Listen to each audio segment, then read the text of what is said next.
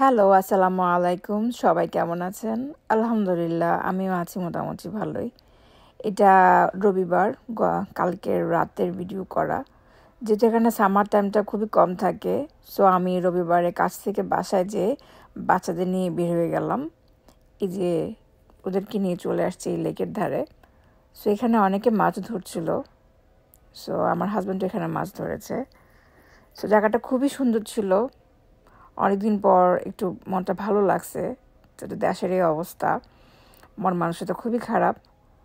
তো বাট এখানে আসার পরে মনটা খুবই ভালো হয়ে গেছে। চারিদিকে শুধু পানির শব্দ আর খুবই সুন্দর বাতাস ছিল। সো ওভারঅল খুবই ভালো লাগছে, বাচ্চাগুলো খুব এনজয় করছে।